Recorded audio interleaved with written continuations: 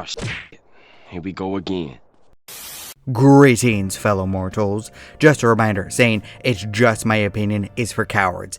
Even though this is a topic that I probably won't change my mind on, you are welcome to disagree with me in the comment section. Grand Theft Auto 6. I'm not going to lie, as we drew closer to the trailer being released, I grew worried. Not because of any stupid reason like there being a woman of color as the protagonist. Once again, I would like to point out that saying it this way feels very wrong, like I should get my ass kicked for it, but whatever. It's the correct language right now, but give it a few years. It's going to age like milk. But no, that aspect never bothered me for even a second. In fact, I like female characters more than male characters in video games. After all, if I'm going to look at someone for hours upon hours on end, I would rather it not be an old crusty dude. I get enough of that looking in the mirror, and I'm not even 30 yet. No, I was more worried about the Forspoken effect, meaning that the main character would be like, look, I did a thing, or, well, that just happened. Literally the worst dialogue to come out of this generation of writing. But when Rockstar showed that she wasn't going to be an annoying Zoomer cliche, I was super grateful. At the very least, Rockstar promised to be as offensive and controversial as ever, and I was so happy. Unfortunately, there were plenty of stupid people who were angry, and I would like to laugh at them now. Stupid is stupid does, Mrs. Blue. I guess. People complaining about race and gender in the game can sit on it and spin, and I mean in any political direction. Does anyone remember how offensive Franklin's storyline was in GTA 5? I sure do. You know that Rockstar is going to make fun of every single group. Yes, everyone. I want it to be like South Park and just stick a middle finger to absolutely everyone. It doesn't matter their politics, race, or gender. You should get mocked. Even me, if there was a social media brand in GTA called More of Tales or something like that, and it portrayed me as a fat, pretentious neckbeard incel with no friends, I would laugh so hard. Not that I see it actually happening, but I would still laugh because it's a joke. It's social commentary. And censoring it in any way is wrong. In fact, I'm glad the torture scene in GTA 5 is there. It still has people talking about it 10 years later, and that is amazing. But with GTA promising to still be, in fact, GTA, that means we're coming back around to censorship. It's about to be Jack Thompson in this house. People all over are going to be complaining, from Fox News to CNN, from Hassan Piker to Ben Shapiro. I can promise you that this is going to be the most talked about video game ever, and everyone you know will be complaining about something in it, despite the fact that it's mocking people that these idiots actually hate as well. It's only funny if I don't get hit. Get out of here with that foolishness, you morons. That's not funny. That's not... And I can see things getting pretty bad and heated when this game comes out, because there's now a precedent of developers getting attacked online, being outright doxxed and threatened. Take the Coffin of Andy and Leyley. Now, look, I have never played that game. I've never even watched the trailer for that game. I mostly know it from the memes. The cannibal incest game is not for me, but I will defend the artist behind it with my dying breath. Whoever doxed the woman who made the game, I want you in jail. That is harassment and threats of violence. Why else would you let people know that you know their address? It is a threat, and you would be sobbing if it happened to you. I do not have to like a piece of art to defend it. Andy and Leyley is not my thing. It seems like more of a dark comedy more than anything else.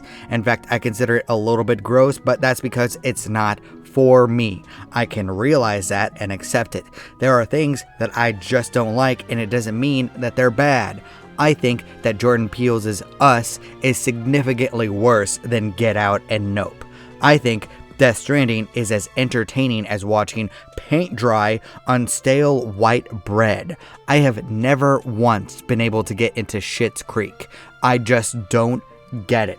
But that is fine. Some things just aren't for me, and that's fine. I'm not a little baby that wants all art to be the same or for someone to not get experimental. All I want is for writers to get a chance to do what they want without a giant corpo dictating everything about it. Oh, no. And this does not just include video games, or movies, or shows. It can even extend into music. Remember that it's Christmas time right now, so I recently spent time with my wife watching a rom-com called Love Hard. It was pretty good in terms of rom-coms, and I enjoyed the catfishing aspects of it, but I rolled my eyes when they got to Baby It's Cold Outside. Remember when that was a big deal? Right when the Me Too movement was at the height of its power, which was great. I wanted every man that used his power to abuse women to be thrown in jail. But we all knew it had gone too far when Aziz Ansari got attacked for what amounted to a bad date. Did he listen when the woman said no? Yep, then it's not anyone's business. If there is no real abuse in a relationship, then I don't particularly care. That's not society's problem, it is your problem. And then it bled into this song. Please, for the love of God, saying this song is about SA is so disingenuous and gross that it hurts me. It is obviously about the woman playing coy and flirting with the man and making him prove how much he cares and how interested he is in her. Give her an excuse, give her a reason, prove that you're worth it. It's obviously so playful that the stupid censored version sounds ridiculous in comparison. I am serious. Go and listen to them back to back. One is a pair with bedroom eyes playing with each other. The other sounds like a woman trying to seduce her gay friend, which is super homophobic of her, by the way. And that's a joke. You see, you can do this type of stupid criticism with any piece of art. You can find a reason to be offended at it. Just leave it be. Really makes you think. The song is obviously not about the man ignoring the woman's consent and message to leave her alone. That's a stupid take. And let's not act like women don't think the song is romantic and cute. That's half the population there. How many men do you know that have Baby It's Cold Outside as one of their favorite Christmas songs? How many women? There you go, you disingenuous straw man that I invented off the top of my head. I'm smart that way. It doesn't matter the cause, it doesn't matter the time period, it doesn't matter what the people involved believe. Past, present, future. Calls for censorship are never good, and it never works to begin with. I promise you, everyone knows and thinks more about GTA, The Coffin of Andy and Leyley, and Baby It's Cold Outside due to the calls for censorship. If people who hated these pieces of art shut up about them and let them just exist, I swear to you that they wouldn't have gotten nearly as much attention as they have nowadays. Yes, even GTA, the taboo around the franchise made it even more popular. I mean, being good games help too, but still, you get the point. I shouldn't have said that. I should not have said that. Now, this isn't to say that everything filmed, recorded, or created should exist. I like to put it out there that art involves actual consent, so videos of people who cannot consent or don't shouldn't exist. That's called a crime, not art.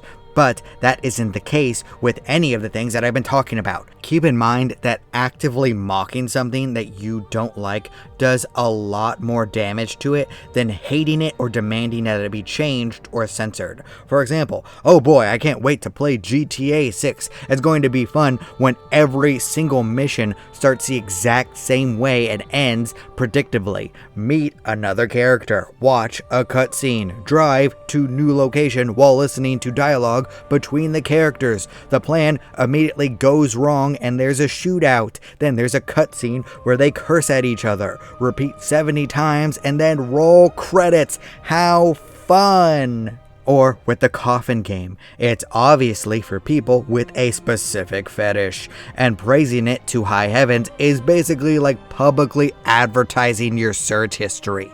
Or with Baby It's Cold Outside, man, that guy is a simp. That woman is playing way too hard to get. I wouldn't spend that much time pretend convincing someone to stay with me. After the first verse, it's playing a little too hard to get.